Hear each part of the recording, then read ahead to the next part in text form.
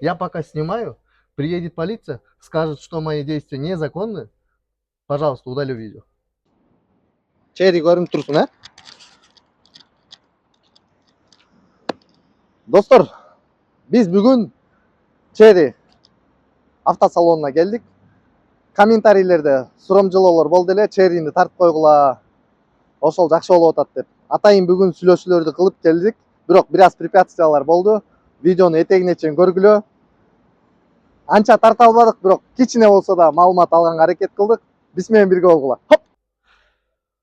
Ассаламу алейкум, урматтуу биздин көрөрмандар, баарыңыздардын кушак кечиңиздер менен десем жаңылышпайм. Мен кече күнү барып Хавал F7 автомобилин обзор кылгандан кийин Черрини да тарткыла деген аябай комментарийлерди окуп калып, бүгүн атайын шашылыш Черриге келсем, сиздер көрүп турган Черри Tiggo 7 Pro автомобили элит комплектациясы бар экен, ушул жерде, жарык жерде.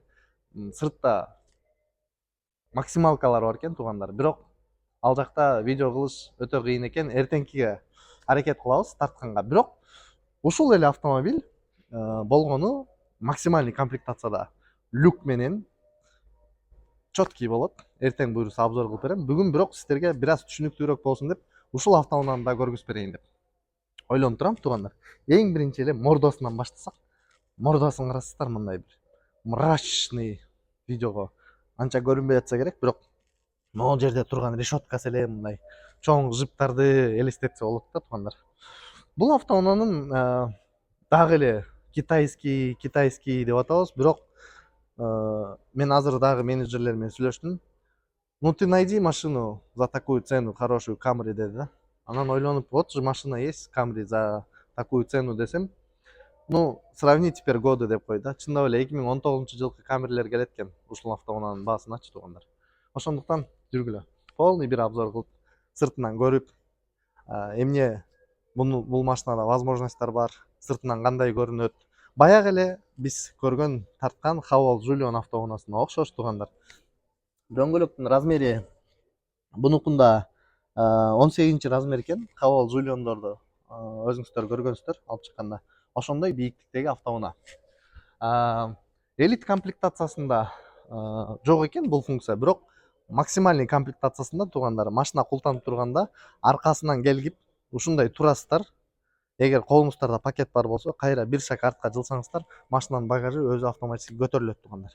Бул автоунаада пока что элит комплектациясында ал функция жок. Ал эми дагы сыртынан айта турган болсок, аркасында дагы дворниктер бар. Богу фаралары да мындай карасаңыздар, баштан этек суу кылып, жашына кылып жасап койгон. Ошондуктан бул автоунааларды Кытай придумывать эткен деп сразу билсек болот. Машинанын аркасынан баштайлы, дайыма алдынан баштачык эле. Аркы эшигин ачканда эле мындай бир отуруп деле көргүзөйүнчү сиздерге. Кожаный салон экен, туугандар. Жулиондордо предмаксималкаларда билесиздер, кожаный эмес болчу. Бунусунда предмаксималкасы деле кожаный экен. Отурганда бир аз Жулионго караганда бул мындай катуураактай сезилип, жесткийирээктей сезилди да, мага сразу эле айтайын. Баягы мактай бергендей болбой эле. Ошондуктан ыкынам. С чем? С чем?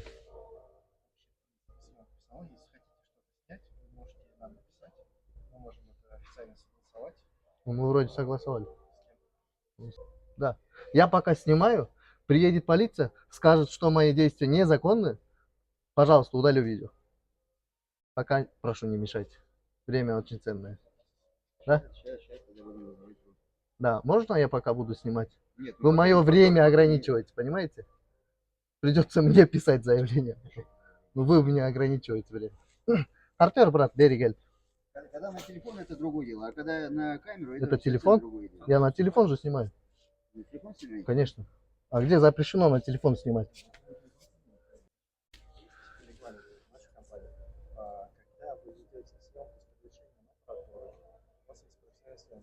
У нас нет. Вы не трогайте мое имущество. А вы не снимаете. Это мое имущество. Вы трогаете чужое имущество. Если вы сломаете, давайте так сделаем. Вот я вас буду снимать и буду разговаривать. Давайте так. Как вас величать? Павел. Меня Тимур. Я созвонился, приехал. Подождите, я расскажу. Я созвонился с вашей компанией. Договорился. Я приехал сюда. Целый час ехал. И приехал. И вот мне показали машину. Сказали, можно снимать. И вот я снимаю. Нет, если вы хотите сфотографировать, например, для себя автомобиль, вы можете Я вам это говорю, сделать. это для себя снимаю. Полноценная съемка не подразумевает. Ну, вот, вызывайте полицию, скажут они, это незаконно, я удалю видео, и все. Хорошо, мы тогда служба безопасности сейчас. Ну, вот служба разберется, и- безопасности пускай разбирается, пока вы меня ограничиваете, вот вы сломали, понимаете? Вы зачем трогаете? Здесь есть специальный аппарат, который работает Я с попросил кнопкой. 2 раза не снимать Ну, меня. не надо трогать чужое имущество, это мое имущество, понимаете?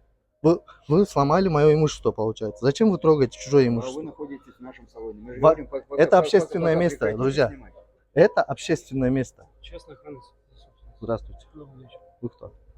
Заместитель начальника охраны. Очень приятно. Можно прекратить съемку? Это просьба? Вашу просьбу отклоняю. Мы не сможем.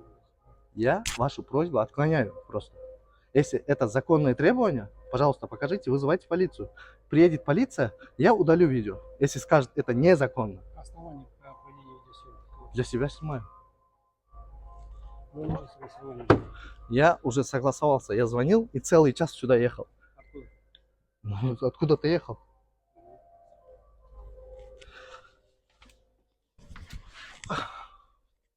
Так, достор.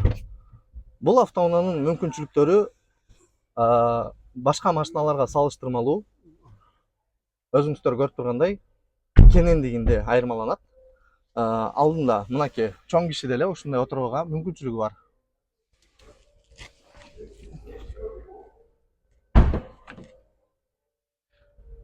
Бул автоунаа баягы биз Позвольте.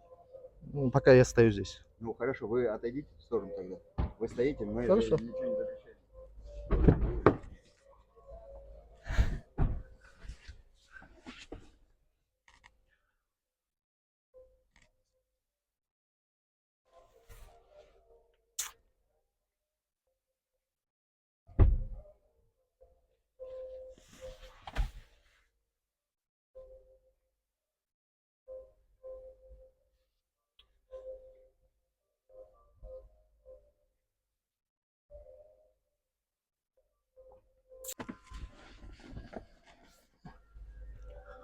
Туугандар, машинанын сырткы келбетинен дагы бир сыйра көрүп алгыла. Ушундай бизде кыйынчылыктар да болуп турат, тарта албай калабыз кээ бирде.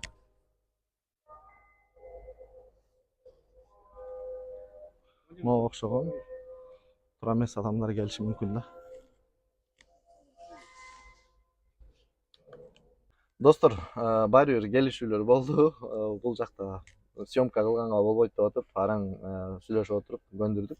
Машинанын алды жагынан айтып берсем. Достор, машина отурганда жана айтып өттүм, бир аз мындай жесткирээктери сезилип атат. Может, кожаный сиденье өзүнчө атайын ушундай жасалгандыр. Бирок отурганда комфортабельность аябай эле сезилип атат. Машинаны менимче буну да эле кытайлар аябай жакшы ойлоп тапкан. Отурар менен эле бир кенендик сезилет. Робот коробка 1.5 турбинада.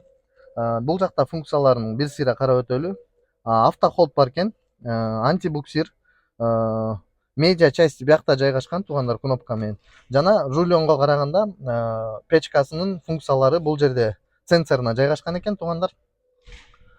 Менимче бул автоунаадагы бизге керектүү автоунаа окшойт, ошондуктан мен сиздерге сунуштайм. Бул автоунаанын элит комплектациясы 200 000 первоначальный взнос, айына 84 000ден туугандар мунуку чыгып атат. Ал эми эртең мен сиздерге буйруса максимальный комплектациясын видео обзор кылып, ошол жакта сыртка чыгарып, айдап көрүп, видео тартып жеткиргенге аракет кылам. Андыктан биз менен бирге болуңуздар. Мен сиздер менен Тимур Курманбеков бир аз да болсо информация берейин деп чечтим. Биз менен бирге болуңуздар, Профсоюз KG командасы. Биз сиздерди жакшы көрөбүз. Көрүшкөнчө.